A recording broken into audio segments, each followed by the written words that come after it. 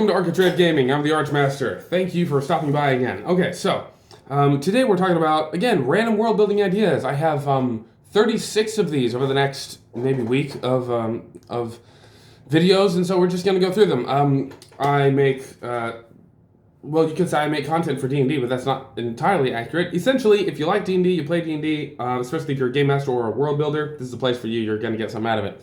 All right, so I have a couple of ideas here. Let's start.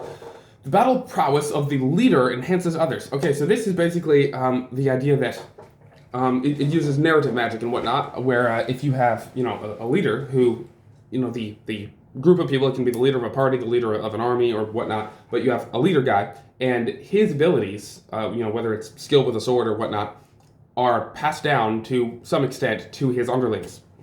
So if someone is super good at, swordplay and whatnot, then his people automatically get a bonus. It's some kind of enhancement. They get an extra proficiency in it or something, right? Like they get some kind of bonus to, attack rolls and whatnot because of their leader. And if the leader dies or goes too far away from them or is taken captive or is unconscious or something, then they lose that benefit, right? It's a cool concept that you can apply to a ton of things. You can say their, charisma skills or their battle prowess, their magical abilities. You can do all sorts of stuff. If you have some master mage who knows fireball, maybe everyone who follows him gets firebolt, the firebolt cantrip.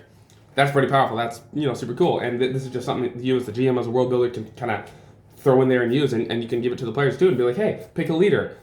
Then they say, John. All right, cool, John, your character, his, pick 2 proficiencies. Now the whole party has them, or pick 1 proficiency or something, right? Like you can work on this based on what you think is balanced. But cool idea.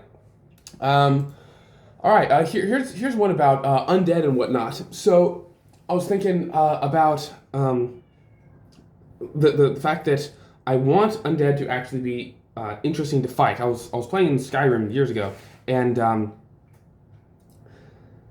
you walk up and you just whack them dead and they fall down and die just like every other enemy. And I was like, that doesn't make sense. And in D&D and whatnot, you just whack the undead and then they die. Zombies have this tiny thing where, they make a con save or check to, not fall down when you hit them. But eventually you hit them enough and they just fall down, right? I want there to be something else. If you're fighting an undead creature, like, a corpse is still walking, his body clearly isn't alive. Something else is keeping him moving. What's keeping him moving? His soul, his animating spirit, his animating soul is actually moving his body and keeping him alive. So that's the thing you have to target, right? So you can do soul burn or soul damage or use like radiant light and, blast his soul out of his body. Sure, but you can also, they don't have this in D&D, but they have it in Skyrim, which is where I got the idea. You cast Soul Trap on him. You Soul Trap the entity and like deal a death blow or something. You're just like cast Soul Trap and suck his soul out, and then the body collapses. The thing animating is the soul. You have to target the soul. You can whack an undead 1,000 times, he's not going to die. Or if you do, chop up its body enough that it can't walk up and hit you anymore, it's just like crawling hands or something, that's fine. After a little while, the soul will reconstitute the body and bring it back together. That's kind of why it's undead in the first place, is that the soul is keeping the body functional, and you can chop it up and it still just brings it back to be functional again. In order to stop that, like, this would work in Skyrim if you wanted to like mod it or something. You go in and, you knock a Draugr down and he just gets right back up 10 seconds later, and the only way to actually keep him down is to soul trap him and then knock him down, and then he's dead permanently, right? That's the cool idea. You can take that and put it in D&D, where it's like, hey, you have to have soul trapping magic, you have to have radiant magic, you have to have something that targets their soul, or else they just keep coming back, right? The idea of just, I stab an undead with my sword and then he dies, that doesn't make any sense at all. In my world, I want things to actually be I want them to make sense. I don't want just this same old boring stuff we've had 1,000 times. I want it to actually make sense. I'm like, oh yeah, why are undead still moving around? Oh, it's their soul. Oh, you have to soul trap them. Yeah, that makes sense. It's not about, but it's too complicated for the players and we just want simple gameplay. It's like, no. If you want simple gameplay, you can be 5 and go play a simple game. We're adults here. We don't want just simple gameplay. We want something that actually makes sense, something that's stimulating, something that's fun, something that's interesting. At least that's what I want, and that's what I'm making. All right, next. The next 2 have to do with planar travel and stuff. Don't assume the basics on other planes. Me, as a GM and a world builder, because it's kind of hard to do one without the other, When you go to another plane, in D&D, Forgotten Realms, right? I see other people playing it, and they go to another plane of existence, and it's just Earth with a twist.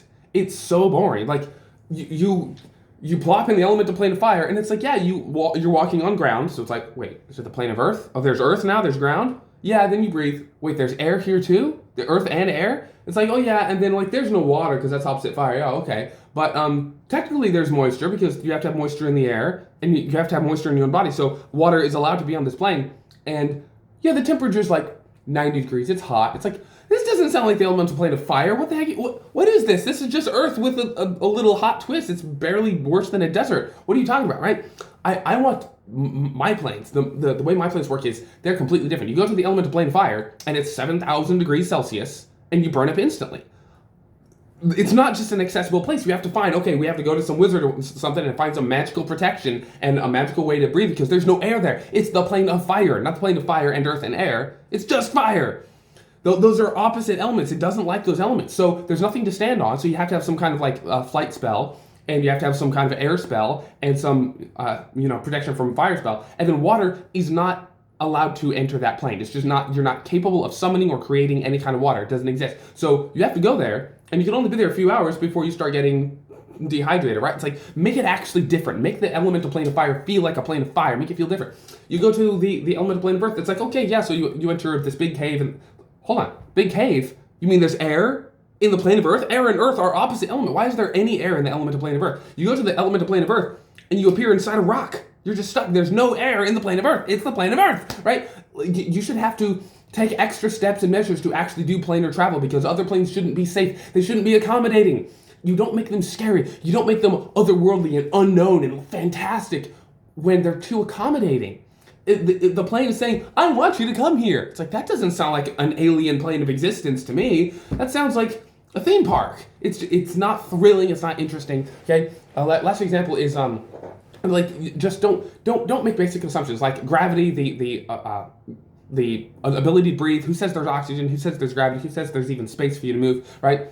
If you go to the abyss, in my thing, this is a workshop from like a year or two ago. I was just workshopping and throwing stuff out there.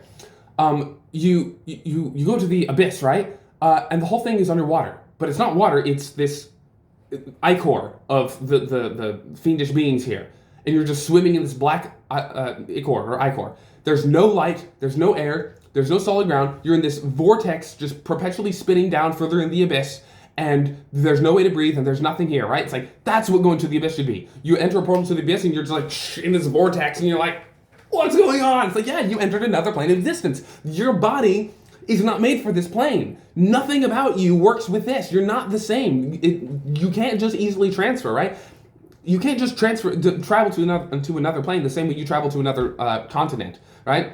I think in a fantasy world, traveling to another continent should be a major experience. It shouldn't be like, oh, look, there's flat ground like back home. And then, oh, there are mountains like I have back home. Oh, look, there are trees just like back home. It's like, no, traveling to another continent should be fantastic, right? Traveling to another plane of existence should be absolutely enormous. It should be like, what the heck is going on? I don't belong here, right? It should be a scary, unsettling experience, right? Like, what's going on, right?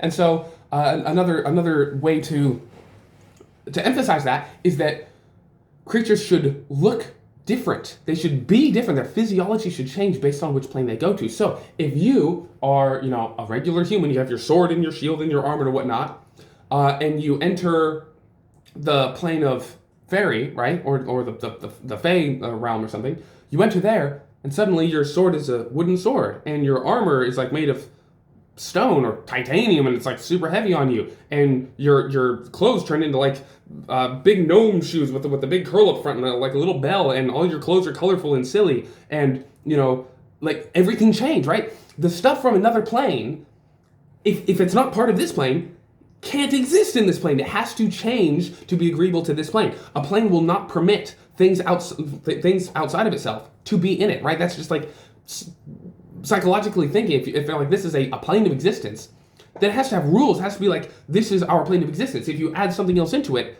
you are corrupting it. It's like breaking a law of reality. It's like, no, this is the plane of fairy. Everything here must be fairy.